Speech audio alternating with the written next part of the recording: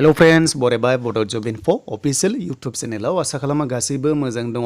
लोगोफोर SSC निफ्राय गोबां रिजाल्ट फैगासिनो दङ जेरै CFEF आरो लोगोसे MTS। बेनिफ्राय SSC जिदि माब्ला फैगोन गोबां कमेन्ट्स खालामदों एन्ड बेनिफ्राय SSC होनोब्ला खायसे डाइरेक्ट जिडिखौल' सानो दा SSC आव मा पोस्ट थायो नोंथांमोननि डिटेल्सखौ लाबोजोबदों मानोना गोबां कमेन्ट्स फैदों एन्ड बेनिफ्राय नोंथांमोननि मोननैसे लेटेस्ट रिजाल्ट फैबाय बेनो जाबाय फाइनाल काट अफ एग्जामनि।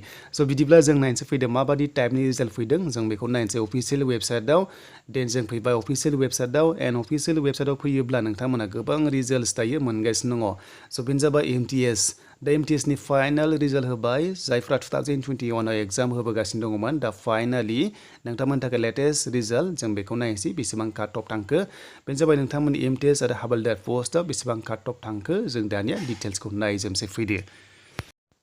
दा बे एग्जामा जागायदोंमोन 2021 आव एन्ड बे पोस्टआ 2021 नि दा पेपार 1 एन्ड पेपार 2 फैनानै डकुमेन्ट्स भेरिफिकेसन जानानै फाइनाल रिजाल्ट ओंखारबाय आरो साख्रिया जासिगोन बेनो जाबाय नोंथांमोननि लेटेस्ट आपडेट MTS पोस्टआव हावलदार पोस्टआव बेसेबां काट अफ थांमारखो जों दानिया डिटेल्सखौ मिथिसिगोन मानोना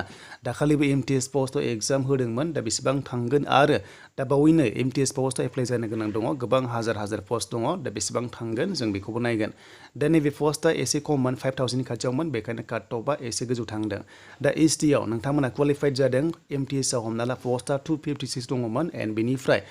क्वालिफाइड जाबाय 253 साथामा पेन्डिं जादों मानोना वेटिलाव दङ। बे माखासे प्रसेसनि गेजेरजों साख्रिखौ मोनगोन मानोना माखासे बेबायदि वेटिलाव थायो पोस्टआ फिलआप जायाखै आरो बेबायदि फिलआप जायाबा नेक्स्टआव जमा जानानै गुबुन पोस्ट फैबावो जेराव नोंथांमोना एप्लाइ खालामनो मोनबाय थायो। दा SSC आव गोबां पोस्ट थायो खालि जिडिल' थाया खायसे सानो जायफ्रा गोदान स्टुडेन्टस सानो डाइरेक्ट जिडिल' सानो जिडि गैया गोबां पोस्ट थायो एन्ड बेनिफ्राय हावलदार पोस्टआव 300 पोस्टआव 292 8आ पेन्डिं जादों आरो बे 8आबो जमा जानानै नेक्स्ट लेभेलाव गोदान भेकेन्सि फैयो एड जालांबाय थायो। अके जिडि कनस्टेबल थाया SSC आव गोबां रोखोमनि ग्रेजुवेट लेभेल जिडि आरो लोगोसे हायार सेकेन्डारि लेभेल गोबां रोखोमनि MTS बिदि थायो फेज 11 10 बिदि गासैबो थायो दा खायसे बुजिया बेखौनो खालि जिडिल' सानो। अके क्लियार जाबाय नोंथांमोना दिनैनिफ्राय बेनो जाबाय SSC आव गोबां पोस्ट थायो SSC आ मोनसे सिलेक्शन प्रसेससो जेराव एग्जाम कन्डाक्ट खालामनानै साख्रिखौ होनाय जायो एन्ड बेनिफ्राय दायो काट अफ बेसेबां थांखो MTS आव जों दानिया नायनोसै फैदो। दा हमना ला जोङो नायनोसै 92 गाहाम थांदों दा काट अफआ स्टेट वाइसआव थाङो चन्डीगढ़ दिल्ली मुम्बाइ 91 92 83 बिदि थांदों आरो बेखौ जों दोननानै डाइरेक्ट जोङो आसामखौ नायनोसै फैदो ST आव बेसेबां थांदों MTS आव आरो हावलदार पोस्टआव बेसेबां थांदों जों डिटेल्सखौ मोनगोन एन्ड बेनिफ्राय जोङो आइडिया लानो हागोन नेक्स्टनि आपकामिंआव बेसेबां थांथावना नाथाय मोनसे बाथ्रा पोस्टआ बियो जोबोद खममोन बिनि थाखायनो काट अफआ गोजौ थांदों। दा जोङो ST होनोबा आसामाव हमना ला नोंथांमोना बेयाव नुनो मोनदों 87.36 थांदों नोंथांमोना पेपार 1 हिसाबै एन्ड बेनिफ्राय पेपार 2 आ 20 गाहाम थांदों नोंथांमोना बेखौ नायबानो जाबाय एन्ड बेनिफ्राय नोंथांमोना आपकामिंआव बारा थांनाय नङा बे जाबाय पोस्टआ खममोन नालाय 87 गाहाम थांनाय पेपार 1 आवहाय एन्ड पेपार 2 आव 50 मार्क्सनि जायो नालाय बेयाव 20 मोननाय दङ। अके बेनिफ्राय हावलदार पोस्ट गुवाहाटीआव बेसेबां थांगोन होनोब्ला दा बेयाव थांदों ST आ 81 पेपार 1 एग्जामाव पेपार 2 आव थांदों 32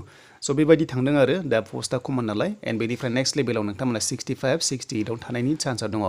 बेखायनो मोजां लिरबानो जाबाय आपकामिंआवहाय दा बे जाबाय SSC MTS बिदिब्ला SSC जिडि जों दायो आपडेटखौ नायनोसै जे माबायदि टाइपनि रिजाल्ट होदोंमोन आरो माबायदि थांथावना जों बेखौ दानिया नायनोसै फैदो। बेनिफ्राय जोङो फैनानै रिजाल्टआव नायोबा बेयाव गोबां रोखोमनि थायो नायदो नै SSC नि आन्डाराव नोंथांमोना क्लियार जासिगोन जायफ्रा गोनो गोथो जायो दा नोंथांमोना graduate level higher secondary level थायो स्टेनर थायो बेनिफ्राय जुनियर इन्जिनियारिं थायो बेनिफ्राय CFEF थायो बे जाबाय कनस्टेबल लेभेलाव फैयो बा नोंथांमोना मिथिगौ SI लेभेलाव फैयो एन्ड बेनिफ्राय कनस्टेबल जिडि। अके जिडि थायो मोनसे नायदो बे जिडि आवसो नोंथांमोना 10 पास लेभेलाव हमना ला मोनो एन्ड बेनिफ्राय आदार्स थायो फेज 11 10 बेनिफ्राय डिपार्टमेन्टेल एग्जामबो थायो। दा जोंना सानो गोदान गथ'फोरा बा स्टुडेन्टसफोरा जे जिडिल' थायो नामा होननानै बे मिसआन्डारस्टेन्डिं जायो देन बेखायनो जिडिखौ थुनाय लोगो लोगो जों रिजाल्टखौ बेवहाय नायोब्ला माब्ला फैसानाव होनोब्ला दिनै 25 मार्च 25 आव रिजाल्ट मेक्सिमाम होयो जिडि कनस्टेबलआ बेखायनो दिनै 50% चान्सआ दङ इभिनिंसिम दा फैयोब्ला नायदो नै 23 मार्चआवहाय होनाय दं 2022 आव दा हमना ला 2023 अब्ला दिनै 25 मार्चआव फैनायनि चान्सआ 50% दङ बेखौ नायदो नोंथांमोननि खाफालसै जुदि दिनै फैयोब्ला नोंथांमोननि थाखाय लेटेस्ट आपडेट लाना फैगोन SSC निफ्राय।